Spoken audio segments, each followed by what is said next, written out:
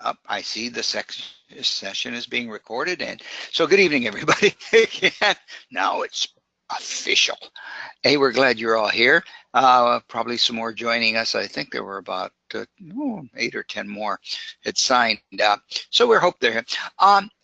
Yeah, today's October 23rd, and as you can see, this is the number there, Web 110, and you can always go to the Teacher Resource Center to find the number, and if you have any problems. And of course, I'm Gene Colbago, and I'm Roger Carroll, but I'm on October 22nd.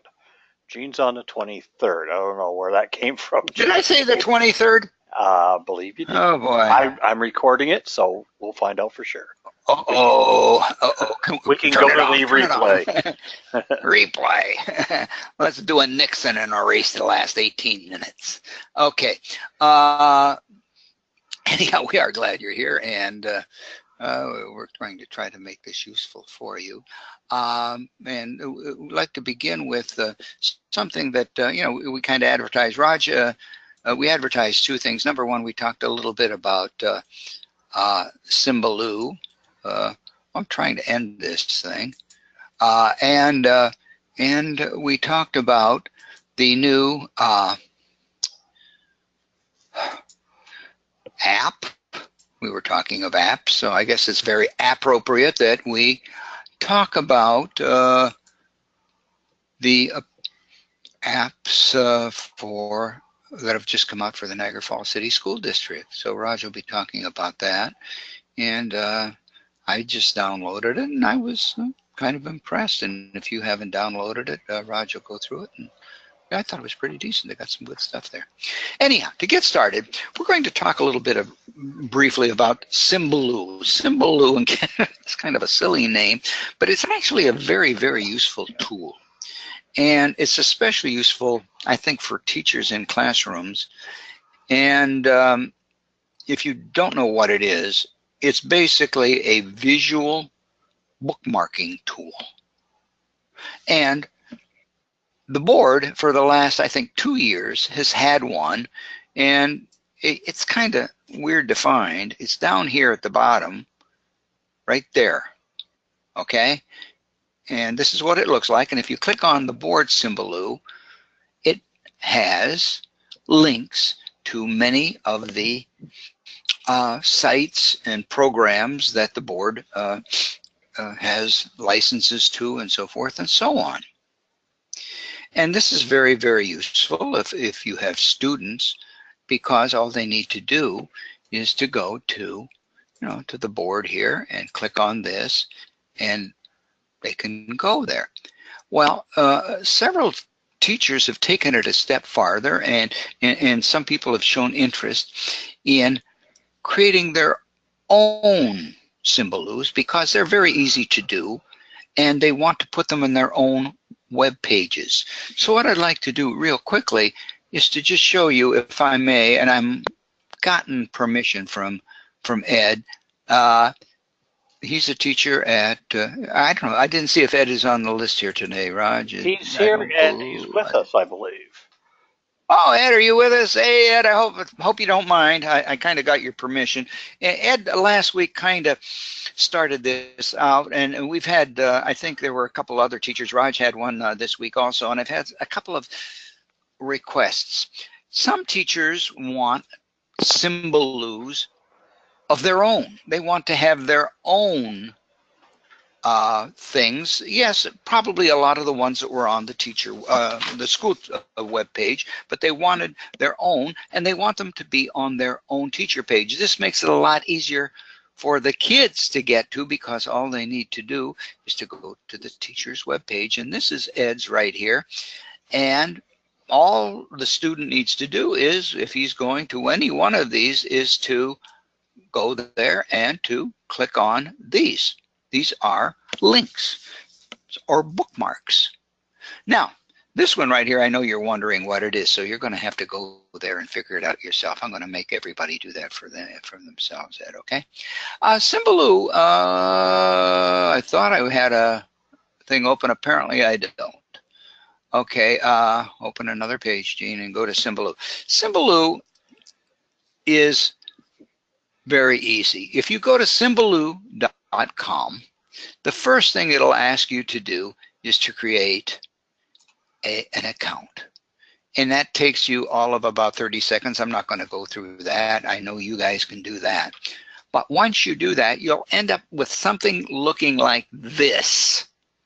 They may give you one that looks like this is a home mix, okay? This is kind of like the one that they give you to start with. I put a few extra things and change things around here. But you can create your own.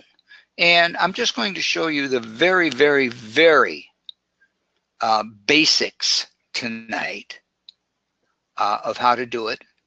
There are many more things you can use, and we'll show you a page that you, if you want, you can find more information about it. But right now, I have one here. This is the one that I created for my Sunday night webinar I started, and I just put a few things on here, and I'm going to use this for some examples tonight. But if you want to start a new one, you could just click here and you give it a name and so forth and so on. Add, from the gallery. If you want to do that, they have stuff there. But I like to start with a brand new one and, go my own way. But anyhow, how do you use it? Well, once you have one of these, it's pretty simple. It's pretty simple. Ed, see, if I was at Ed's page and I said, hey, this is really cool. I want Ed's web page. I want to have a link there. All I would need to do, one of the ways I could use, one of the simplest ways, is to go up here, copy, okay? Go to my Symbaloo, select one of these, okay? It says add a tile, okay? I'm going to create a tile. Add the web address. Well, I can do that. I'm going to paste Ed's address in there. I can put a name here, okay? Oh boy, I made a mess. Okay, oh geez. I'm sorry, I apologize. I'm going to have to edit it now. If you make a mistake, you go back to edit it. Okay, there's the name on the, it put the name in for me. I can pick a color, you can play with this. It has not, sometimes it'll select an image for you. Otherwise, you can choose an icon from, oh golly, there are lots of different ones here. Or you can even upload an image. I'm not going to show, do that right now because it's so incredibly easy to do. You can figure it out. But I'll pick this one right now and hit save, okay? Save, and then I say, uh-oh, doesn't have any text there. Well, that's because if I go to edit, see where it says show text, I want to show my text. So now save. That's all there is to it.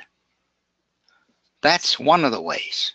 There's another way you can do it, and that's by using Chrome. If you're using Chrome as your web browser, adding an extension up here, okay?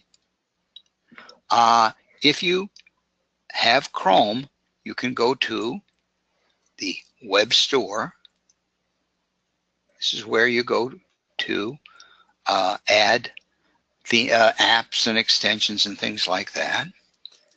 I'm going to type in Symbaloo. Okay. I'm just going to do this Symbaloo because it'll show me a whole bunch of ones. The one that you really want is called Symbaloo Bookmarker 0.5.0. You'll see that I've added it already, and if all you need to do is click to add to Chrome and it'll add it. Once you've added it, it'll be up here, okay? Now, if I'm at a website now and I wish to add, I go, oh boy, that's good. I want to save that one. I can click on the little Symbaloo add symbol, and now it gives me a name, Google Arts and Culture. I can change that if I want. I can pick, okay, Google Cultural Institute. I think I'll use that. It gave me several icons that I can use. I can always go in and edit it later and put in my own if I want. Then I go in here. I want to add it to my Sunday night webinar, and then I'll hit add to my Symbaloo. It says added to Symbaloo. So if I go to my Symbaloo now, wherever the heck it is, I may have to go back and find another place here. Okay, let me go back into Symbaloo. You will find quite often that it isn't there yet. Oh, there it is. I'm sorry, it is there. It made a liar out of me because I was going to be in real good shape and tell you that now and then it takes 2 or 3 minutes. It's been taking me 2 or 3 minutes before it would show up. Tonight it showed up immediately. Sometimes when you add a Symbaloo from using the little extension that I've added into Chrome, it does take a little bit, but this one did it pretty well. And again, just as I did before, as you can see, I can put it wherever I want in my Symbaloo pad. Okay, I can edit it if I want.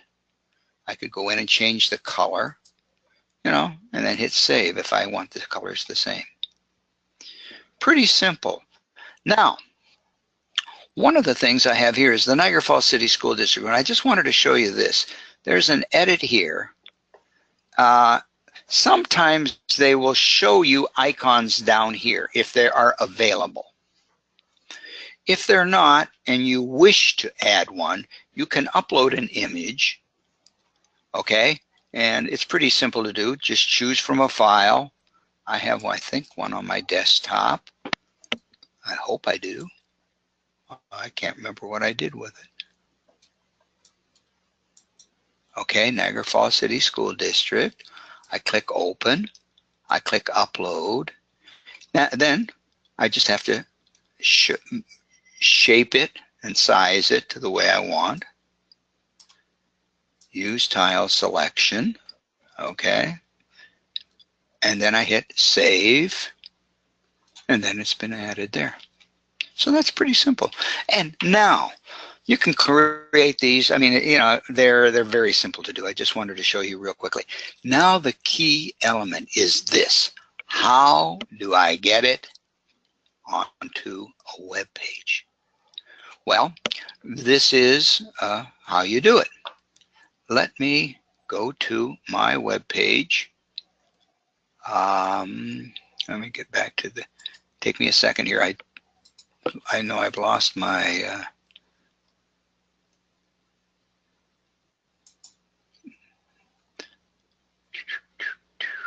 okay. Oh, I'm sorry. I didn't put it there.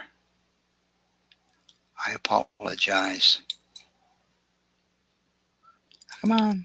My computer's slow tonight.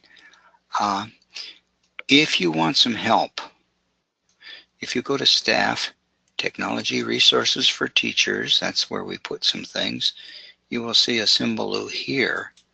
This is where I, come on, boy, oh boy, am I slow tonight? I don't know why it's so slow. You'll see that this is here. Now you notice that my teacher thing is Niagara Falls is not updated, and I don't have the Google thing. If that is the case, sometimes you can go back, see this little update thing here. If you click on that, that will often fix that situation. Where am I? Oh my goodness, am I having trouble tonight? It's, anyhow, if you do that, quite often, you'll see now that the two have been updated. Okay? Now, how do I get this on here in the first place? Well, the first thing is if you have a teacher web page, you need to sign into it. I'm going to just sign in here. And as you know, you go to the sign in at the top here.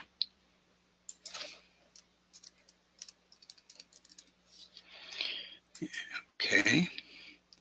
And once I've signed in, I'll see a little edit page here. And I can go to my page. I'm going to call this my teacher web page. When you go to your page, if this happens, just close it. That will happen now and then.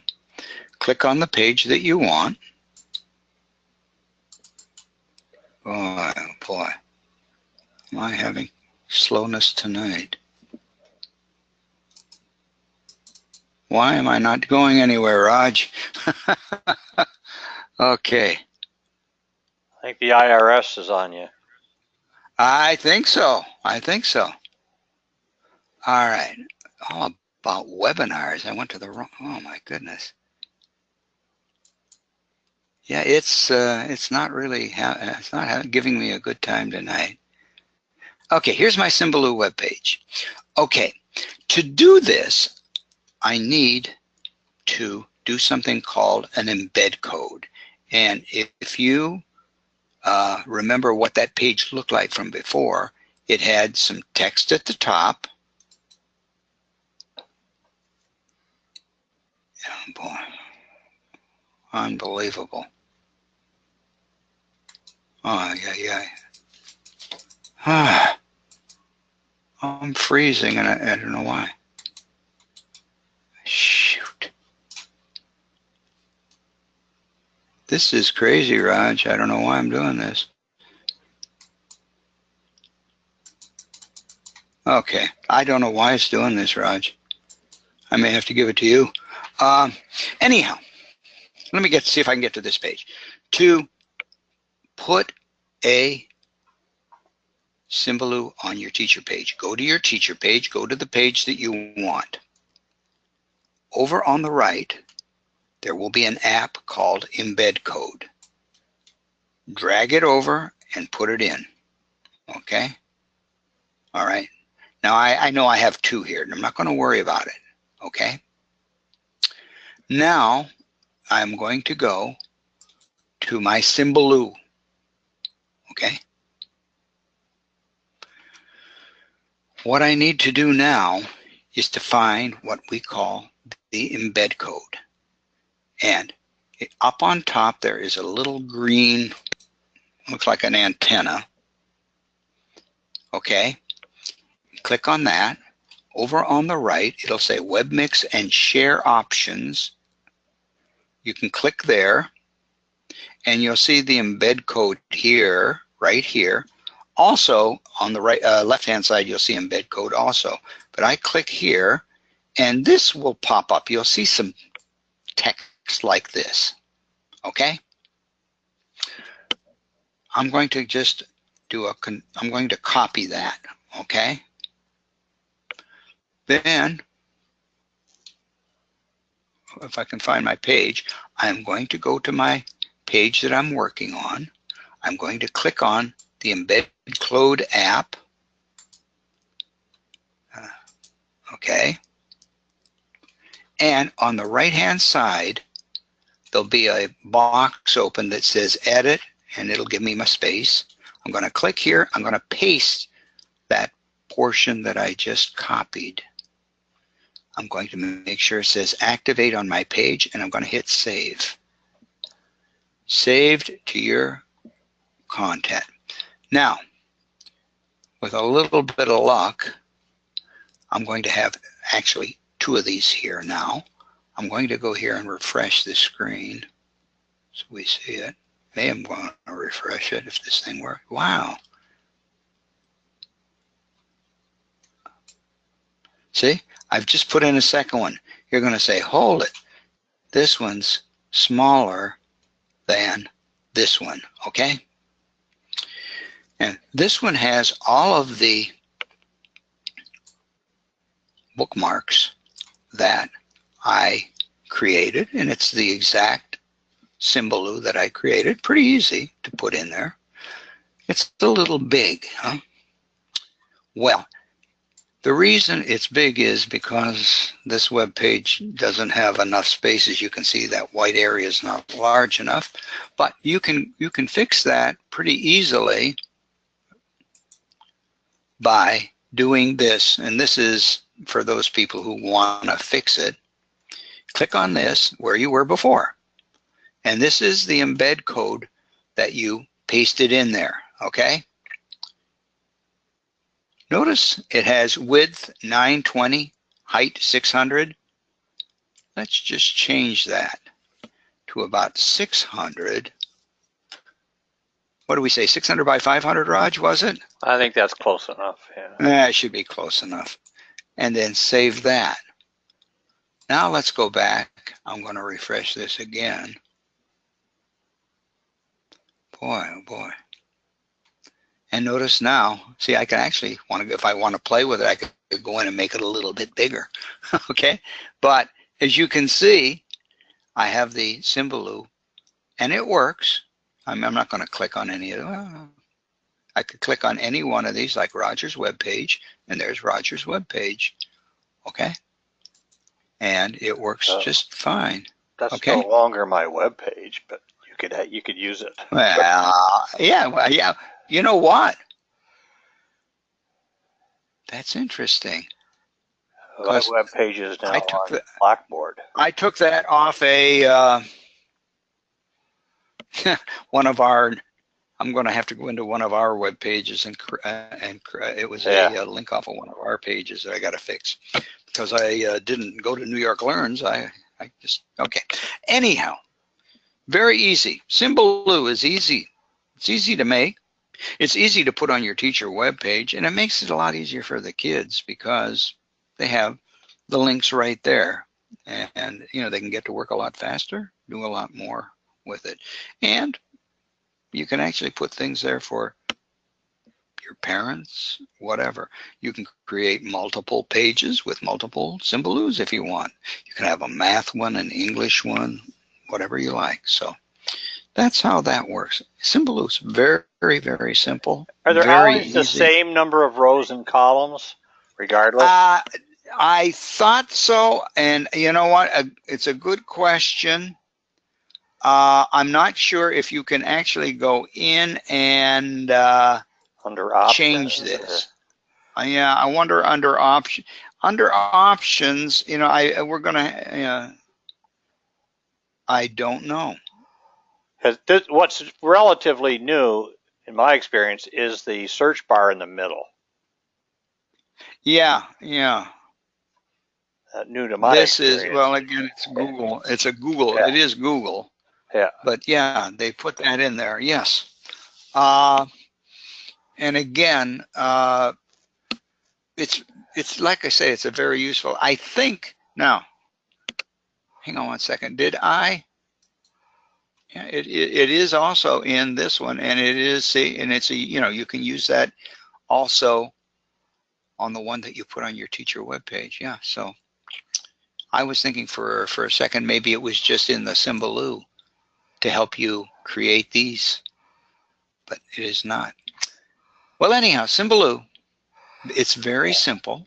Well, it's if anybody, I was going to say, it's borrowing from the idea. It goes back 1 or 2 school years when we had a Symbaloo buried on teacher technology resources for teacher page, and through the curriculum groups and so on, it now appears as an option, and this is for the sanctioned, tightly correlated to the curriculum websites and so on, that it now appears on front, I won't say front and center, but on the front page of every individual school's homepage. But that's different from what we're talking about here.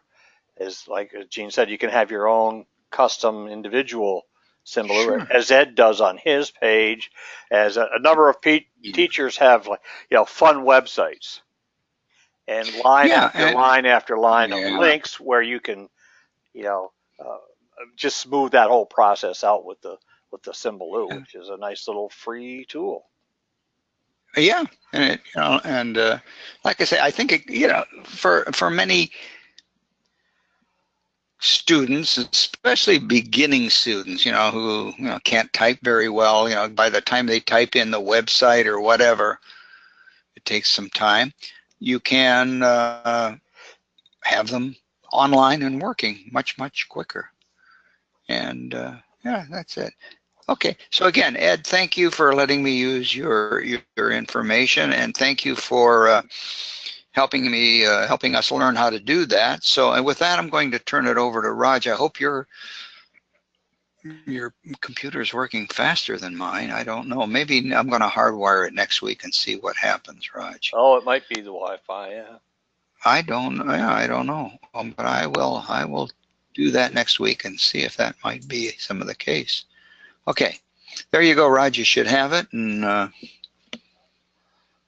Okay. okay, I trust I you. see it. Uh, I do see your mobile app. okay. I'm doing a couple of Uh, things here. What? did you? What? Okay, I see a sharing thing right in the middle. Why do I still see that sharing thing?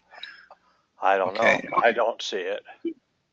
okay, good. Okay, Anybody good. else? I just didn't want the other people to see it. Okay, No. Okay. yeah. I've used PowerPoint um, in Office 365 to put together a couple of slides to demonstrate the app. How about a quick show of hands of people who have downloaded and are familiar with the app? Just quickly raise your hands on your Anybody? dashboard. I can. I'm not on Okay. Dave, of course. Yeah, Dave has it. I've raised. I have just this week put it on my Okay. devices, and actually found it. I was a little more impressed than I thought I would be. I'll be honest with you. Okay. Well, it's a Blackboard sponsored app, which shouldn't Hmm. surprise you, and it is free. And I think, oh gosh, I don't know when Judy Glasser put it up and has been using it um, and putting stuff out on it and showing it to us. But I say it is a free app. I need to go back here. It is Android and iPhone compatible. Let me make that a little bit bigger. Okay. So you go to the App Store or the Google Play Store, or if you're on the Android, and search for the NFCSD. You probably can't see that very well, but NFCSD app in the App Store, and it'll find it, and it'll say Get. Only because I already had it, it now says Open. And there are a couple of very simple screens um, to just familiarize yourself with as you'll see going through it. I mean, it's a basic app, really. But what's nice about it is you get a lot of push notifications from the district, and I think they're just really starting to realize the convenience of it. Those people who have it and use it as well. So at the bottom of the front screen, and it's changing all the time. This area up here is kind of like the top of the school web pages, individual school web pages. Um, you'll see images come in and out and updated almost on a daily basis. You'll see different images there and so on. And there are basically three options here. The activity stream rather, there's a calendar, and there's some notifications, and we'll take you really quickly through that. And you can configure any one of these when you go into let's say you click on the activity stream app, you go into the second screen, which it starts to look like it is here, and then you can configure it there, and you're going to see all the relatively current activities going on throughout the district and the individual schools. And when you click on the little gear, you can decide what buildings you want to be informed of various activities. Note that I clicked on it here, so I just said, give me the whole Niagara Falls school district. Or you can pick an individual school. And when notice this is 7 of 8, 2 of 5, 2 of 5, 3 of 6, and so on. Within each school, they have some individual options for what notifications and what activities they want to push out as well. So you can select the ones you're interested in. I went for the entire district, but again, you can pick individual schools. It's kind of a neat little way to control the flow of information that you're going to see on your app. When you click the, say I wanted the school district, then over here, if I click, see the little arrow here, that means there are additional choices. So I picked Niagara Falls City School District. I get this screen, and these are, see, 7 of 8, 1, 2, 3, 4, 5, 6, 7, 8. That's the number that they're referring to here. So I wanted to receive notifications on all but one. And you can click on or off any of these options. In a couple of weeks, Judy Glasser is going to join us for an evening and talk about this, as well as a number of other things that are within her realm, within the school district as the information officer and so on. But again, it's getting familiar with the apps, and notice we're getting lots of control over these things. So you pick your school that you're in, where you're teaching, and get information directly about these things. Notice Facebook and Twitter.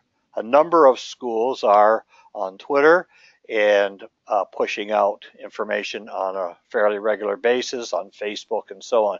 So we are slowly crawling through the 21st century here and properly using the social media for some good purposes here, not just nonsensical stuff. Okay, at Niagara Falls High School, I could choose out of 5 different areas. 1, 2, 3, 4, 5. Well, they must have added one. Or no, one of them is all, of course. I want them all. And this peach jar, Judy will talk about that when she joins us. It's a thing that the district has subscribed to that helps put out information for activities and flyers for clubs and parent groups and so on. And there's it's a nice idea. It's working. I haven't fully gone into it to see all of its options since I've had it, but I'm sure Judy will explain it. Now let's go to the calendar app, and when you go into the calendar option on the app, you have a couple of different views. Note down here at the bottom of the screen, you can say I want it in list form, which is this, or you can get it in a calendar form, which will show you the things by month. And then again, you can go into the settings gear and select. Notice these are all color coded. You can set up things with in that. Here is the monthly view. I did this on the previous Wednesday, and so here's the day, and these are all of the activities that are going on that particular day. If you're at a Niagara Street, you probably were aware that there was a tech night, parent group. Parents came in. Actually, there was a fairly decent representation, and parents from around the district were welcome to attend, and we had several from different levels and different schools attend this week as well. But that's on the schedule. And here is, I changed now over to the notifications. And this takes on a little different flavor. And when you go into and edit these,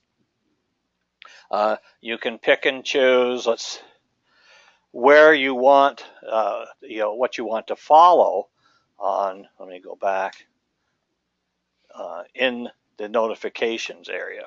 Okay. And you can scroll. That's what I just put. You scroll up and down so you get all of the buildings in the district so that you can see them all, and then select which buildings you want to receive these notifications from. So you can click the entire district, and that's at the district level. That's more information like about board meetings and similar things there. And that's the quick tour of the school district mobile app. And again, I point out that it is a Blackboard product, and when we get the full upgrade on the website, which is powered by Blackboard, you'll start to see these things mesh a little more smoothly. The mobile app is meant to take full advantage of all of the information that's being pushed out from the district website. So that again, it's free. Play with it. I think more and more publicity is going to go out about its possible, use and the benefits of having it, at your fingertips. Most certainly within the community and parents of our students and so on. But it's also good to be informed. If you're in a fairly large building, you might not get all the flow of information in your mailbox, or maybe you do get it and it's just a stack of paper. Well, here's a way to keep it right at your fingertips. And with that, Gene, comments? No, I'm going through and learning how it works and so forth. There's an awful lot of information there. I found out that it does help to be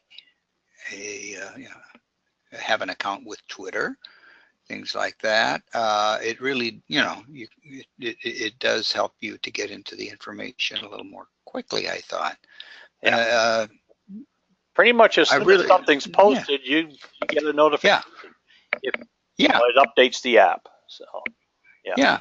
But it's like I said, I think, like Raj said, it's kind of a work in progress, and it is going to be more useful and I think probably a lot better once the new design for the website comes out. Yeah. But in the meantime, it's integrate. It's fully functioning.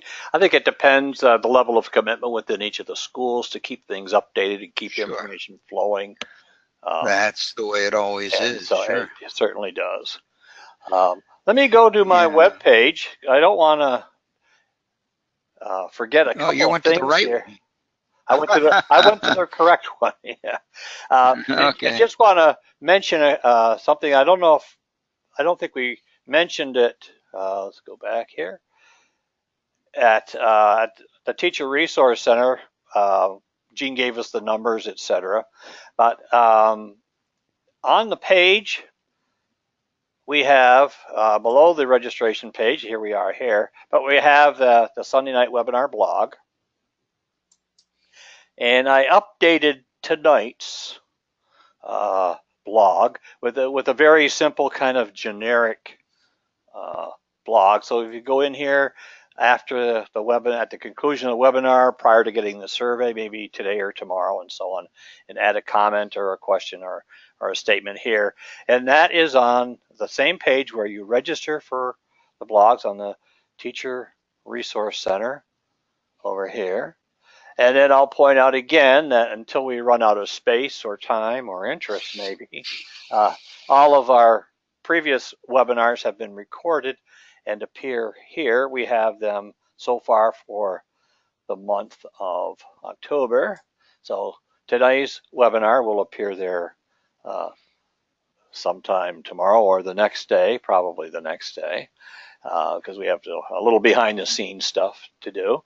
And we also recorded our webinars from September. I turned the blogs off when they go into like the archives here, but you're certainly welcome to view or review one of our webinars. And the one that's been getting a lot of discussion is the one from a couple of weeks ago when we had Rick Corella, the administrator for curriculum and instruction, and he had a ton of information that he provided us and actually the district itself. So again, I refer you to the Teacher Resource Center for that. And I'm going to go back to my web page. I say that with, oh, if I click in the right place, it does. I don't want to forget the fact that we have, I'm going to put it here. It's, here we are. In my navigation panel, Kahoot and Smartboard Halloween resources. I won't be with us or with you next week, Gene. I'm pretty certain of that now with all my timing. But we'll have right now we're scheduled to have Karen Wagaman from the Teacher Resource Center scheduled as a guest panelist. But we're a day or two, and I don't know when the district or the city is deciding to host the Halloween festivities in the various neighborhoods. But leading up to Halloween, I think depending on what level of grade level you're teaching, it's a week where you can build in a lot of fun Halloween themed activities and resources and so on. And I just want to remind you, one is on the Smart Exchange. I'm going to do that first. I hope it comes up. I did a search, and that's what will come up when you click that link on my webpage, and it's to the search for Halloween, just as generic as I could make it. And here are some various grade levels. Some of these I'm sure you have your own favorite Halloween activities and fun things that engage the kids as they get excited and more excited to the actual day of the event. But you might see some things you like here.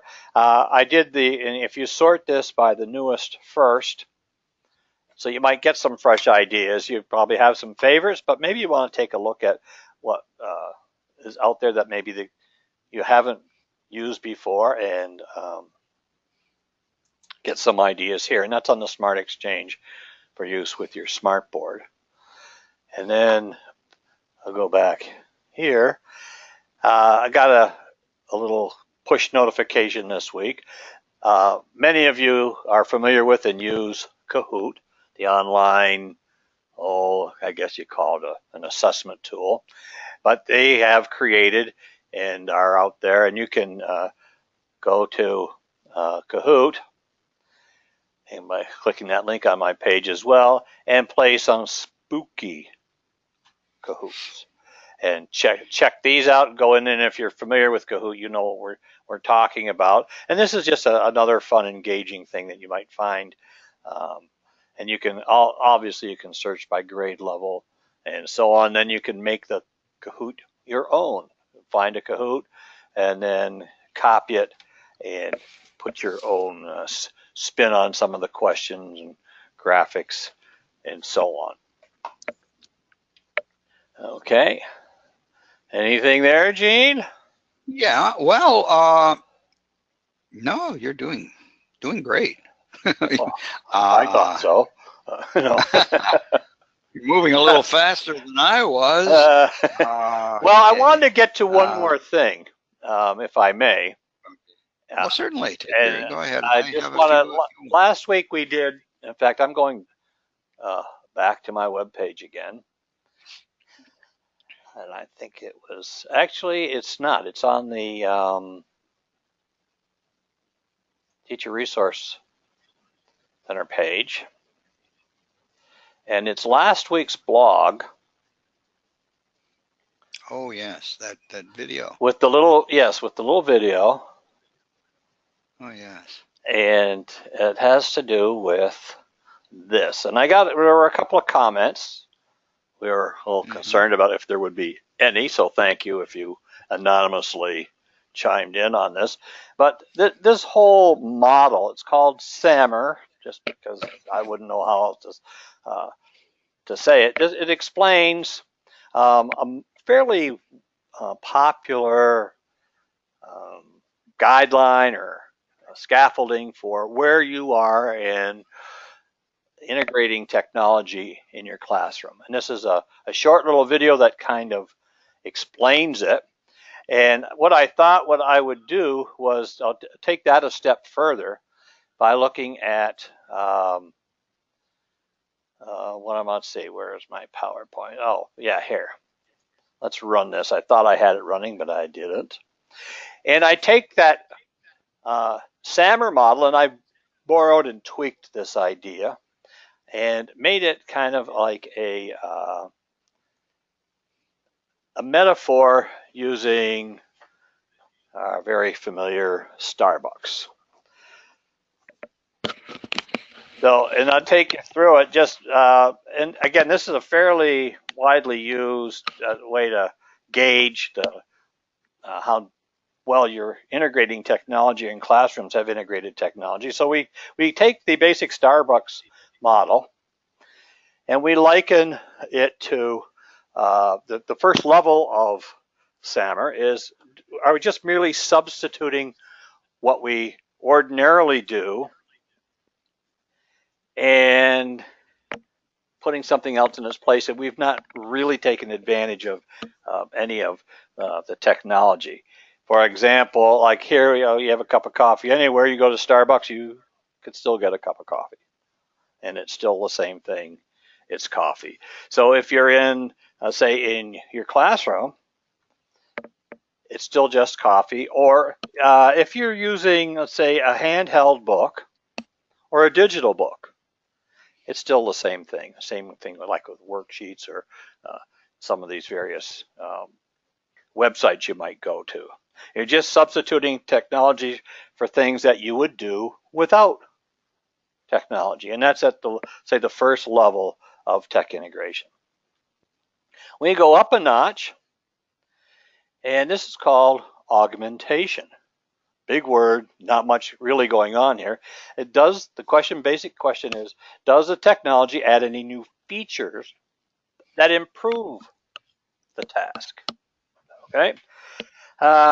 For example, in a digital book, you can click on a word and get a definition or a synonym or perhaps a link. Or if you're writing using a word processor, perhaps you can use, highlight words, you can do spell check, and you can change custom formats and so on.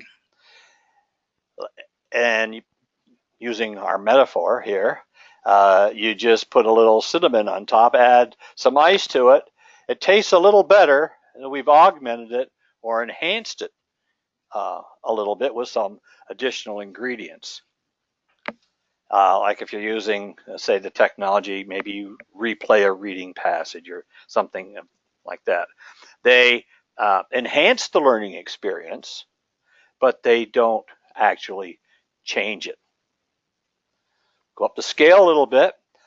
Now we're starting to see some real changes, okay, at the modification level. So we have our coffee, and now we've changed it.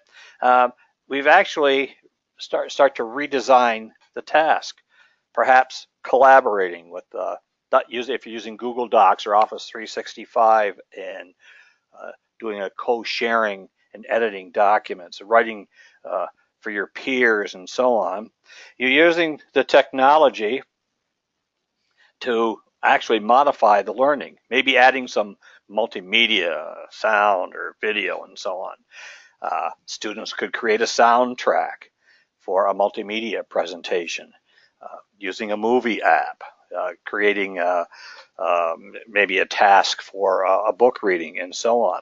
The modification involves actually changing the task and making that task a little bit more purposeful. So you've added a little whipped cream, some caramel, some special flavoring, and now you have a salted caramel mocha with a fancy design. We're getting up there. For about $10. Right. Well, look at the technology we've bought. I'm sorry. $10 to get a lousy cup of coffee? No, I want something special for my $10. I want something special for my smart board, or all this tech I've got. So does the tech allow for the creation of a totally new task? Previously, didn't even exist. As it says here, inconceivable. Here we are. Now we have a pumpkin spice latte. It's redefined coffee. And now it's something that you can only get, as Gene says, for 10 or more dollars at Starbucks. But think of this going up Bloom's levels, Bloom's taxonomy levels, and so on. We can have virtual field trips. Um, Students can generate their own questions and do a whole lot of things. Um, Maybe make some real world connections. I know we haven't really touched on it yet in a couple of classes. They have, where in the world is it a Skype? Where in the world am I going to, Skype with other classrooms around the world, and so on. But that basically, I think a couple of steps further or into this whole model of tech integration in your classroom. Where are you on this scale? You won't always be at the redefinition level. Modification, augmentation, I think we'll probably find a lot of us are between the substitute and the augmentation level, but we want to start climbing that scale. And here and there, with projects and things within the curriculum, I think opportunity exists to actually redefine what we are. And get that pumpkin spice latte if you follow my thoughts there. Okay. I'd be interested if you people, if you want to go back and look at the last week's blog, replay that little video and whatnot, Yeah. and think about it. Where are you? What opportunities exist to maybe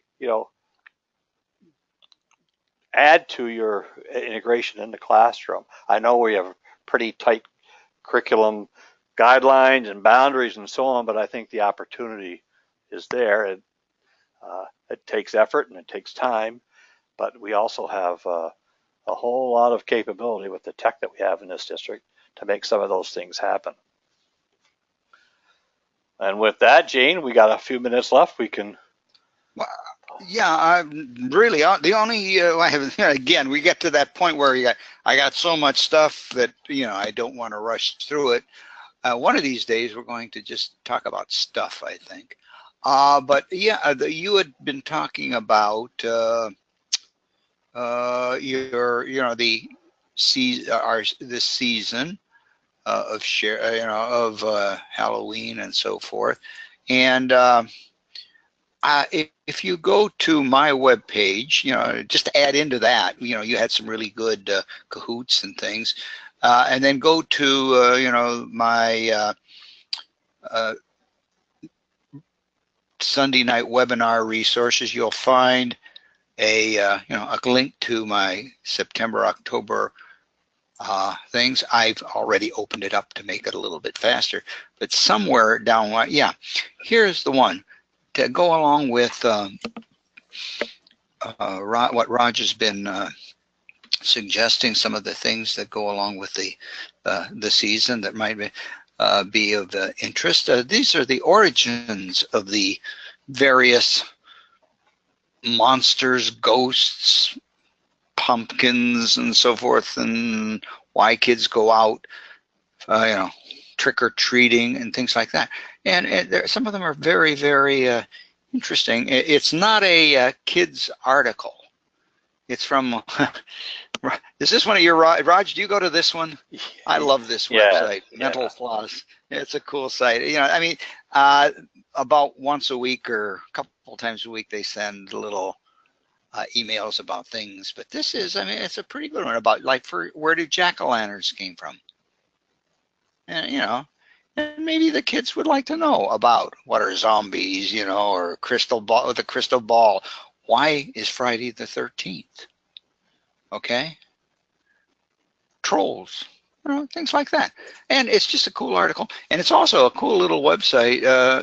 Again, it's not a school educational type website, but it's got, when I say Mental Floss, it throws out trivia, I guess. Okay. Oh, look at that. Maybe we could collect potatoes and send them to New Zealand, Raj. That would be a good a good student project. Those poor We're going to have a people. potato. Oh, geez, I just noticed that. I'm going to get an armband. Yeah, there we go. I'm not trying to be political or anything else, but if you took a knee, make sure the potato chips aren't under the knee. Oh boy. Okay, Yeah. you'll crush them. You'd crush them. Okay, and with that, I'm sorry. We're just trying to be, yeah. But again, there's a lot of interesting articles, and they send them out, and you find a lot of good stuff at mentalfloss.com, and so hey, you might want to subscribe to that. We, as Raj and I do, we subscribe to a lot. Hey, in about an hour, you're getting the thank you.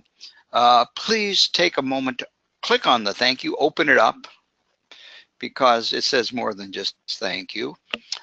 Inside there is a link to a very short survey that we like you to take, that again, it helps in the survey, and then in the document that we download, it shows that you were in attendance and that you filled in the survey, so that when we send it into the Teacher Resource Center, you get your credit and so forth. If anybody has any problems getting credit, first of all, Demita at the Teacher Resource Center is the one to get in touch with, but please don't hesitate to get in touch with Roger or me, and we'll try to facilitate things too. And with that, I see it's the magic hour, so I think it's time for some football, if you are into that sort of thing. And if not, have a good evening. Have a good week. We hope to see you next week. Yes, and I hope to see you in 2 weeks. I may be dropping in. I don't know where I'll be, but look for me.